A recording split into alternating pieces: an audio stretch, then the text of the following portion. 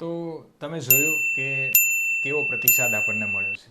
તો કંઈક સારું મેં ભણાવ્યું હશે અને મા સરસ્વતીની કૃપા હશે, ભાષા ઉપર મારી પકડ હશે, તો જ આટલા સરસ મજાના જે તમારા પ્રતિભાવ છે, રિવ્યૂઝ છે મને મળ્યા છે. અને એપ્લિકેશનમાં મેં જે ફ્રી કોર્સ આપ્યો છે ટાટ એચએસનો, એ બેચમાં પણ હું લાઈવ ગયો હતો અને એમાં પણ વિદ્યાર્થીઓએ કીધું કે સર કંઈક એવું કરો કે જેમાં અમે ખાલી પ્રાથમિક કે મુખ્ય પરીક્ષામાં સારા માર્ક્સ નહીં, મેરિટમાં આવીને નોકરી મેળવી એટલે કે શિક્ષક બન્યા. તો દોસ્તો ટાટ એસ અને ટાટ એચએસની પ્રાથમિક પરીક્ષાઓ પૂર્ણ થઈ ગઈ છે. મુખ્ય પરીક્ષા જૂન મહિનાના અંત સુધીમાં આવશે એવું સંભળાઈ રહ્યું છે અને ઓફિશિયલી એ લોકોએ જ્યારે શેડ્યુલ આપ્યું ત્યારે પણ લખ્યું હતું. તો હું શું કરી શકું? સૌથી પહેલી વાત કે દોસ્તો હું તમને કોર્સ વેચું એ પહેલાં હું કેવું ભણાવું છું એ આપણા સિલેબસના એક એક મુદ્દા છે એને હું તમને સમજાવી દઉં એક વખત અને ફ્રીમાં હું તમને બતાવી દઉં. એટલે જ આપણે આપણી એપ્લિકેશન ટાર્ગેટ વિથ ભાવિક મારુંમાં ટાટ એસ અને ટાટ એચએસનો મુખ્ય પરીક્ષાનો ગુજરાતી ભાષાનો આખો કોર્સ ફ્રીમાં મૂક્યો છે.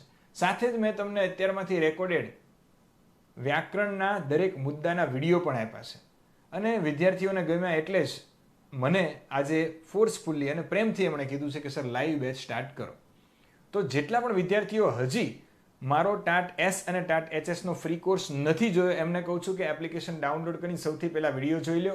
નિબંધ લખવો એ કોઈ મોટી વાત નથી દોસ્તો. નિબંધનો અર્થ જ થાય બંધન વગરનું એટલે નિબંધ. ઘણા લોકો કહે છે કે વ્યવસ્થિત રીતે વ્યવસ્થિત ઢબે રચાયેલું લખાણ એટલે નિબંધ. વાત સાચી છે, પણ દોસ્તો એમાં બંધન નથી હોતું, એમાં કોઈ ફોર્મેટ પ્રારૂપ કંઈ નથી હોતું.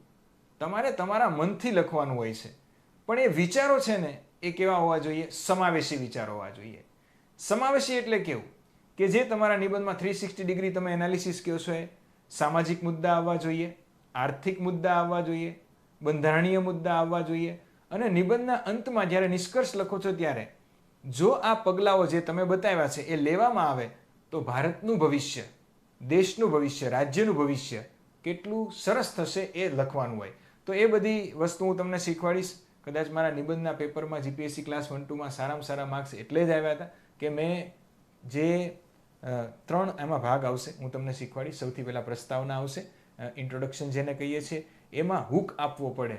જેમ ઇન્સ્ટાગ્રામનું રીલ જોતા હોય ને હુક આવે કે આહા, તમારું ધ્યાન શરૂઆતમાં જાય અને પછી તમે આખું રીલ જોવો છો, તો એ નિબંધમાં હું તમને શીખવાડીશ કઈ રીતે કરવું.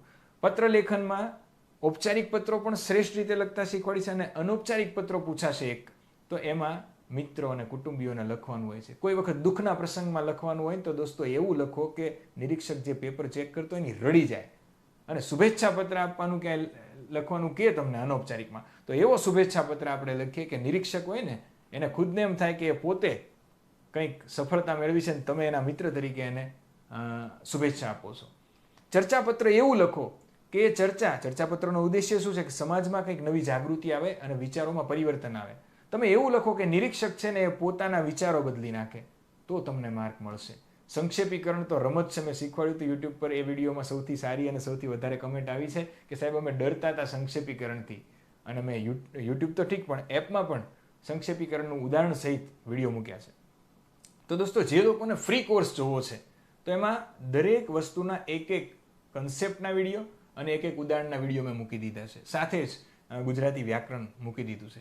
પણ જે લોકોને મેરિટમાં આવી અને સરકારી નોકરી અર્થાત દેશના ભવિષ્યના નિર્માતા બનવું છે, શિક્ષક બનવું છે, ગુરુ બનવું છે, તો એના માટે તમારે આ લાઈવ કોર્સ જે તમારા કહેવાથી હું સ્ટાર્ટ કરું છું એમાં તમે જોડાઈ શકો છો.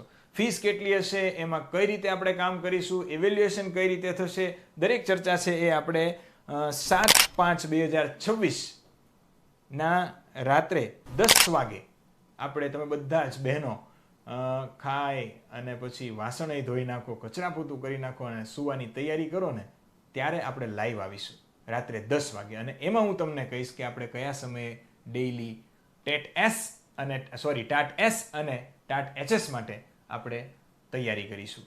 અને એવી તૈયારી કરીશું, તમે, હું અને મા સરસ્વતીના આશીર્વાદ હશે તો એવી તૈયારી કરીશું કે આપણે લોકો ફાઇનલ મેરિટમાં સિલેક્ટ થઈશું અને તમે બધા જ લોકો મારી માટે પેંડા લઈને આપણી ઓફિસે આવશો, મને એટલો વિશ્વાસ છે.